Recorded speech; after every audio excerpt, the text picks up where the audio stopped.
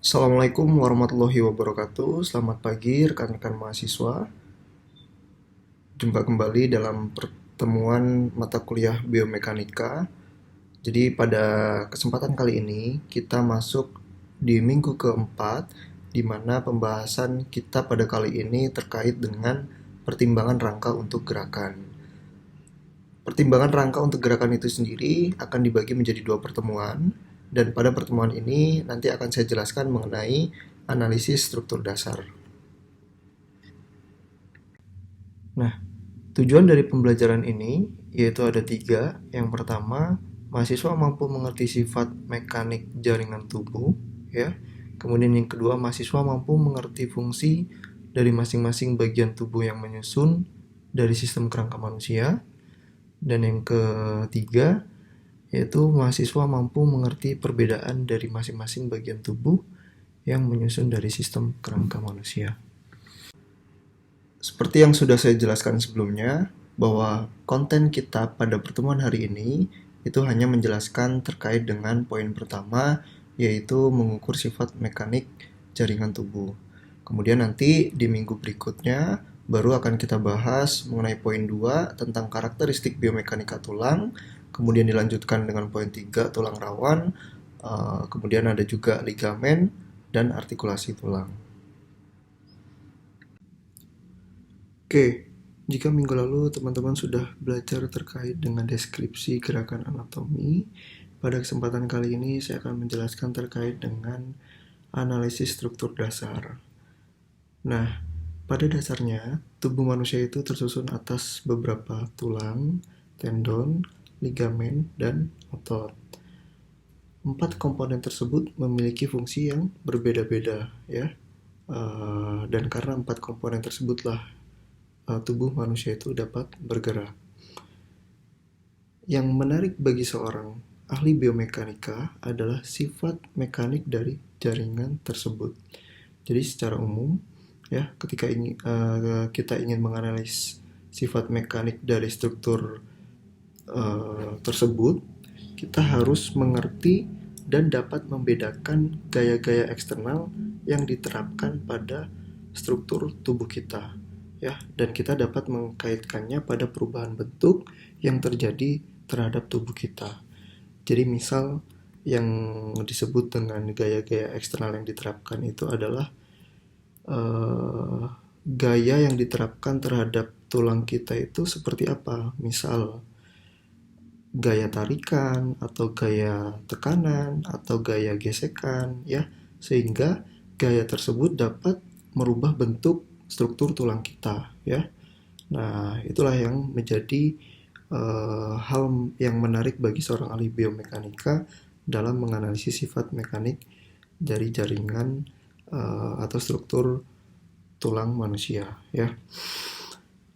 Selanjutnya, kemampuan struktur untuk menahan terjadinya perubahan bentuk tulang, ya, itu tergantung pada sifat mekanik jaringan tulang. Nah, jadi di dalam tulang kita itu terdapat beberapa jaringan, dan jaringan tersebut itu memiliki karakteristik yang berbeda-beda.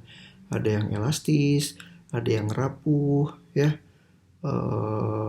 dan ada juga yang apa tergantung pada arah pembebanannya. Oleh karena itu, analisis struktur dasar ini penting karena dapat memberikan informasi tentang sifat mekanik struktur yang akan mempengaruhi fungsi tulang itu sendiri. Selanjutnya, jika kita ingin menganalisa struktur dasar tulang, maka yang harus kita lakukan yaitu kita harus mengukur terlebih dahulu seberapa besar tegangan dan regangan dari gaya luar atau gaya yang diterima oleh tulang, otot, atau tendon yang akan kita uji. Apa itu tegangan? Jadi yang dimaksud dengan tegangan adalah jumlah gaya yang diberikan untuk mengubah bentuk struktur. Tegangan ini tidak hanya berupa gaya tarikan, ya, tapi bisa juga gaya dorongan dan gaya geser. Kemudian, yang kedua yaitu regangan. Regangan adalah perubahan bentuk struktur yang disebabkan oleh adanya tekanan atau perubahan bentuk struktur yang dihasilkan karena gaya dari luar. Dan besaran tegangan dan regangan ini dapat diukur pada mesin yang dapat memberikan gaya tarikan dan gaya dorongan. Seperti pada gambar nomor 1, ini adalah contoh mesin penguji untuk menentukan sifat tegangan dan regangan pada otot tendon. Kemudian yang paling atas itu namanya load cell. Load cell ini adalah sensor untuk menentukan seberapa besar gaya yang diberikan. Kemudian kalau clamp ini adalah penjepit, ya. Kemudian kalau extensiometer ini adalah untuk mengukur regangan, ya. Kemudian kalau akuator ini adalah motor listrik yang berfungsi untuk menarik dan mendorong. Sementara pada gambar 2 ini juga sama, dilakukan pengujian untuk menentukan sifat tegangan dan regangan dari kaki yang telah diamputasi. Nah, berikut selanjutnya, tegangan, regangan, dan modulus elastis adalah konsep yang umumnya digunakan dalam bidang mekanika bahan untuk menggambarkan bagaimana suatu material non-biologis akan berperilaku saat dikenai gaya. Jadi material non-biologis ini maksudnya adalah bahan yang digunakan sebagai implan tulang dalam dunia medis seperti logam, keramik, dan polimer. Nah, untuk menentukan kekuatan dan kekakuan tulang itu dapat diukur dengan cara rumus tegangan, regangan, dan modulus elastis. Nah, yang pertama yaitu tegangan, yaitu dapat didefinisikan sebagai gaya dibagi luas permukaan, di mana tegangan tersebut dilambangkan sebagai sigma atau tau, di mana F adalah gaya yang diterapkan dan A adalah satuan luas di mana gaya diterapkan. Satuan untuk mengukur gaya adalah Newton, sedangkan satuan luas adalah meter kuadrat. Jadi satuan tegangan yaitu Newton per meter kuadrat. Selanjutnya yaitu regangan. Regangan juga didefinisikan sebagai rasio perubahan panjang akhir terhadap panjang awal. Regangan dilambangkan dengan huruf Yunani epsilon atau E kecil, di mana delta L adalah perubahan panjang struktur dan L adalah panjang awal. Karena kita membagi sama panjang, delta L satuannya meter dan L satuannya meter, maka regangan tidak memiliki satuan. Atau bisa dikatakan bahwa regangan adalah bilangan tak berdimensi. Selanjutnya yaitu modulus elastis atau kekakuan. Apa sih modulus elastis? Modulus elastis yaitu perbandingan antara tegangan dengan regangan, di mana simbol dari modulus elastis yaitu dengan huruf E besar. Rumusnya yaitu tegangan dibagi regangan dengan satuan Newton per meter kuadrat. Nah, grafik yang menghubungkan tegangan dengan regangan itu disebut dengan kurva tegangan dan regangan. Analisis stres dan strain ini dapat digunakan untuk mengetahui bagaimana struktur tulang dapat berubah seiring dengan bertambahnya usia seseorang, dan mengetahui bagaimana struktur tulang bereaksi terhadap tekanan atau beban yang kita terima dalam kehidupan sehari-hari. Pada gambar 3, itu menjelaskan saat gaya yang lebih besar diterapkan pada struktur, kemiringan kurva akhirnya akan menurun, ya. Pada titik ini, struktur dikatakan luluh atau mencapai titik luluhnya. Nah, ketika sampai titik luluh atau yield point, struktur tersebut dikatakan berada di daerah elastis. Nah, apabila struktur ini masih dalam daerah elastis, ketika beban dilepaskan, maka struktur atau material tersebut dapat kembali ke wujud semula atau ke panjang asli atau ke panjang mula-mula. Selanjutnya, daerah setelah titik luluh disebut daerah plastis, di mana apabila struktur menerima beban sampai titik ini, ia akan terdeformasi atau akan mengalami perubahan secara permanen. Dan jika gaya yang diberikan dihilangkan, maka material tersebut atau struktur tersebut tidak bisa kembali ke bentuk aslinya atau ke panjang aslinya.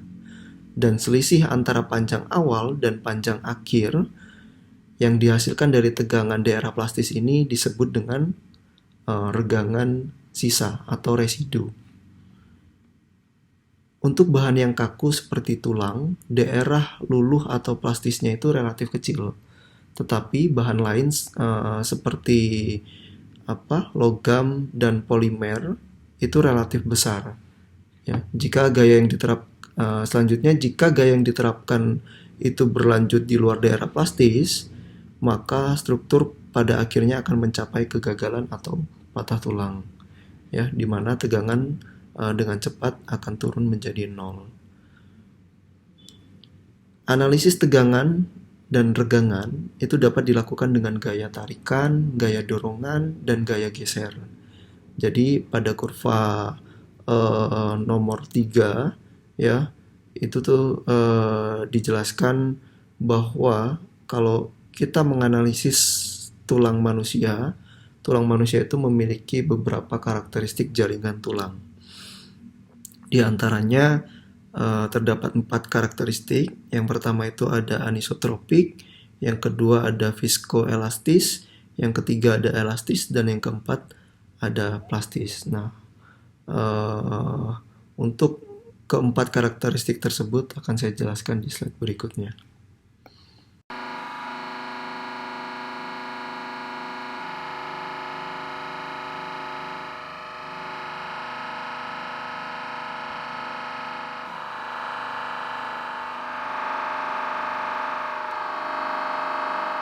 Pretty hard.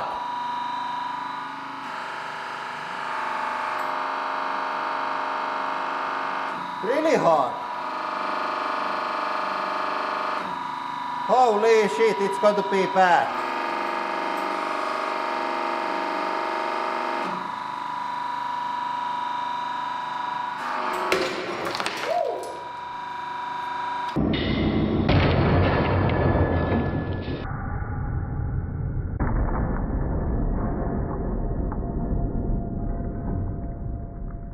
Oh, that was just shy of 10 tons. And Selanjutnya yang ingin saya jelaskan yaitu terkait dengan kekuatan dan kekakuan jaringan tulang.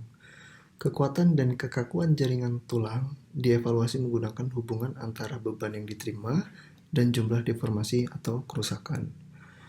Karakteristik jaringan tulang itu terbagi menjadi 4 karakteristik. Yang pertama itu ada anisotropik, di mana anisotropik ini tergantung pada arah pembebanan.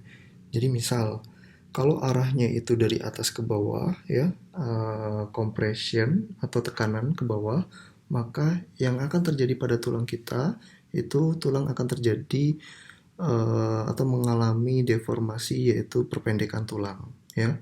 Dan perpendekan tulang itu bisa kembali normal jika masih berada di area elastis. Tapi kalau berada di area plastis, maka perpendekan tulang tersebut tidak akan kembali seperti semula. Contoh tergantung pada arah pembebanan ini, misal pada atlet angkat besi ya, arah pembebanannya itu dari atas ke bawah sehingga dia terjadi penekanan.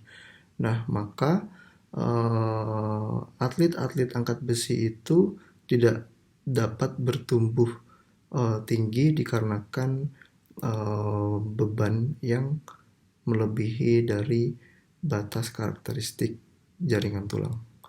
Nah, selanjutnya karakteristik yang kedua yaitu viskoelastis. Viskoelastis merupakan yaitu sebuah karakteristik jaringan yang tergantung pada laju dan durasi beban yang diterima oleh tulang. Jadi maksudnya adalah semakin cepat beban, tulang akan menjadi lebih kaku, ya, lebih keras dan lebih menyerap banyak energi sebelum patah. Ya, jadi sifat dari viskoelastis ini yaitu tulang merespon beban itu tergantung dari kecepatan dan durasi bebannya. Ya, jadi kalau durasinya lama, pelan gitu ya, nah maka tulang tersebut dapat mengalami fraktur atau patah. Tapi kalau bebannya itu cepat ya, maka tulang akan menjadi lebih kaku ya, lebih keras dan dapat menyerap banyak energi sebelum patah ya. Nah, selanjutnya karakteristik jaringan tulang yang ketiga yaitu elastis. Elastis ini adalah area fleksibel ya, dapat kembali ke bentuk semula. Jadi karakteristik tulang kita itu terdapat sifat elastis ya, dimana kalau terjadi apa penekanan beban dari atas maupun dari samping, jika tidak melewati area elastis maka dia akan kembali seperti normal ya. Kemudian yang keempat yaitu bersifat plastis atau deformasi secara permanen ya, dan ini sering terjadi pada seseorang yang menerima beban melebihi dari area elastis.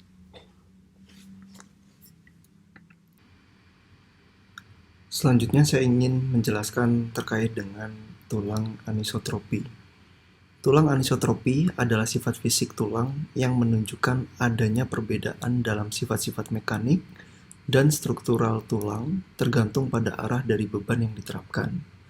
Artinya, tulang memiliki sifat fisik yang berbeda tergantung pada arah beban yang diterapkan, sehingga dapat mempengaruhi kekuatan dan stabilitas tulang tersebut. Contohnya, tulang itu akan lebih kuat saat menahan tekanan dari arah vertikal daripada tekanan dari arah horizontal.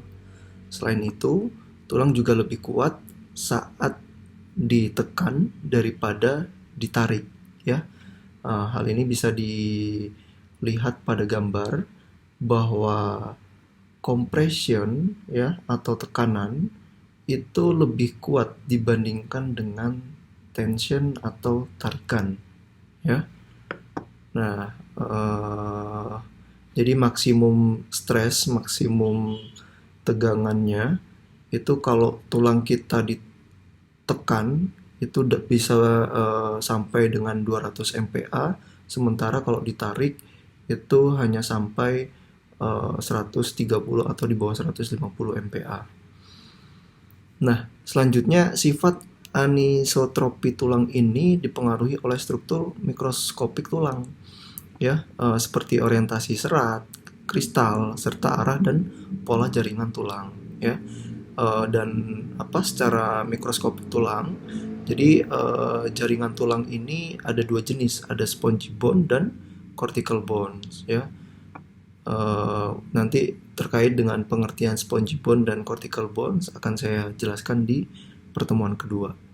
Nah, memahami sifat anisotropi tulang ini dapat membantu dalam mendiagnosis ya, dalam diagnosis, dalam pengobatan, serta dalam pencegahan cedera tulang. Serta memahami sifat anisotropi ini dapat mengembangkan material implan tulang yang lebih efektif dan tahan lama. Selanjutnya saya akan menjelaskan terkait dengan respon elastis dan plastis. Nah, pada gambar tersebut ya, bahwa sumbu Y itu didefinisikan sebagai stres atau tekanan, sedangkan sumbu X itu didefinisikan sebagai strain atau deformasi ya. Jadi dalam jenis material ini ada hubungan linier ya antara tegangan yang diberikan dan deformasi dan regangan ya. Artinya ketika material dideformasi oleh gaya yang diberikan, maka jumlah deformasi itu sama untuk jumlah tegangan tertentu. Maksudnya adalah batas linear antara stress dan strain itu berada di area elastis region ya. Jadi kalau kita tarik garis lurus ini masih linear ya. Dan apabila tulang kita menerima beban dan masih di area elastis region, maka tulang kita itu dapat kembali ke keadaan semula ya. Nah, tapi kalau sudah melewati elastis region dan berada di area plastis region, maka tulang tersebut tidak akan kembali ke semula ya. Nah, kemudian apabila tekanan tersebut melebihi dari daerah atau area plastis region, maka tulang kita akan mengalami fraktur atau patah tulang.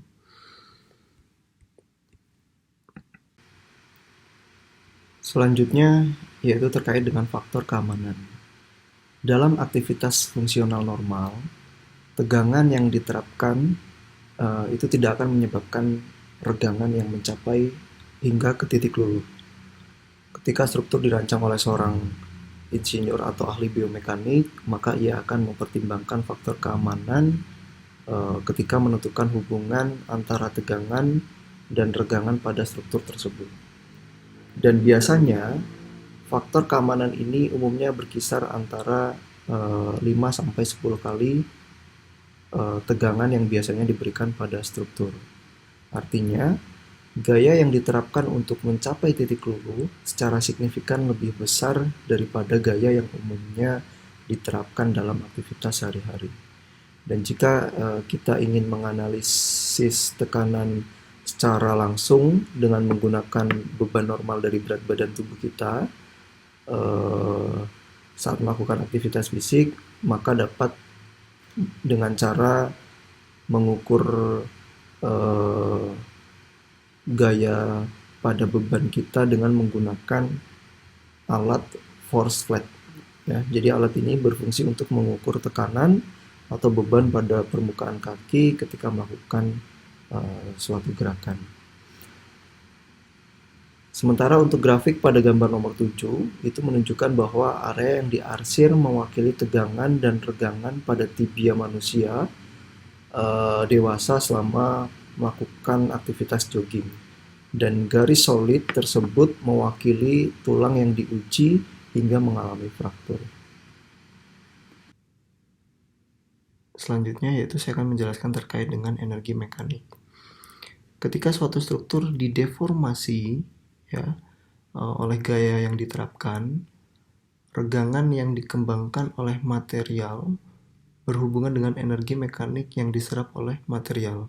Nah, misal kita analogikan material ini sebagai karet gelang ya, yang dapat direnggangkan dengan menarik kedua ujungnya.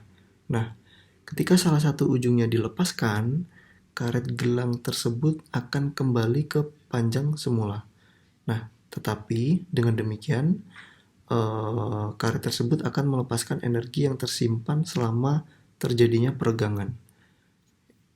Ya, atau sebagai contoh lain, ketika kita bermain trampolin, ya, berat orang yang memantul di atasnya itu akan merusak tempat tidur karena menyimpan energi dari pantulan trampolin tersebut.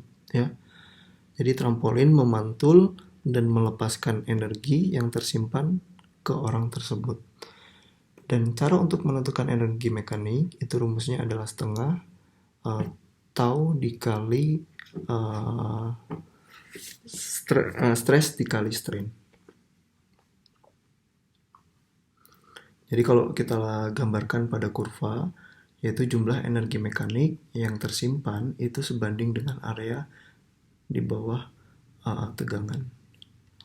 Nah, mungkin untuk pertemuan hari ini cukup ya. Kita lanjutkan lagi di pertemuan minggu depan, itu terkait dengan karakteristik biomekanika tulang ya. Namun sebelum saya akhiri pertemuan kuliah pada hari ini, kita akan melihat sebuah video bahwa tulang itu lebih kuat dibandingkan dengan baja.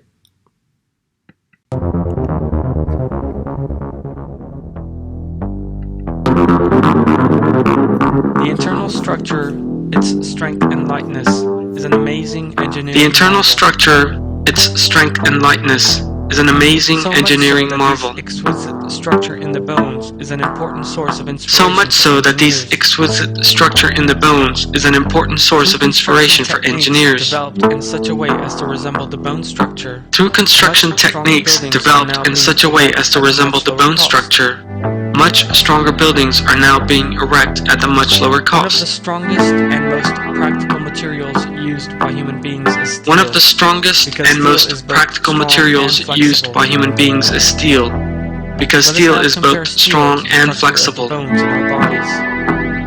Let us First now and compare foremost, steel to the structure bones of are the many bones times in our stronger than bodies. steel. First and foremost, They the bones are many times stronger than steel. They are also 10 times more elastic than steel. Bones are also superior to steel in terms of lightness. In comparative terms, the human skeleton is 3 times lighter than steel.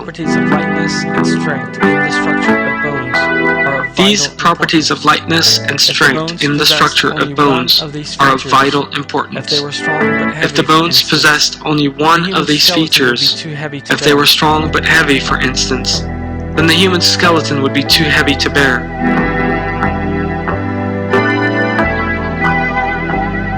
Human beings' locomotive capacity would decrease because of this weight.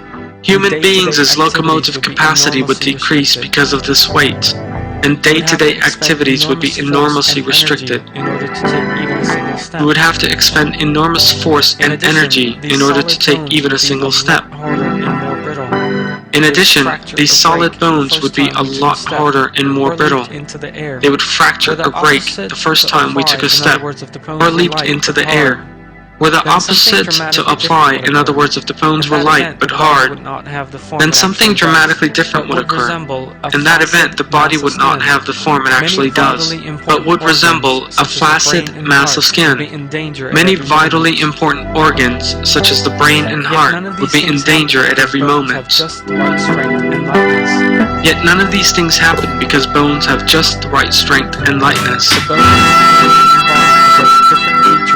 According to their locations. The bones in the human body possess different features according to their locations. All the bones are elastic and resistant, although the different levels of these may vary. All the bones are elastic and resistant, For example, although the different levels of these may vary. For example, the rib cage contains bones strong and flexible enough to protect such vital organs as the heart and lungs. The skull has hard bones to protect the brain. This perfect structure in our bones enables us to lead comfortable lives, to move easily without any pain. This is a manifestation of Allah's matchless creative artistry. This is a manifestation of Allah's matchless creative artistry. Does not man recall that we created him before, when he was not Does not anything? man recall that we created him before, when he was not anything?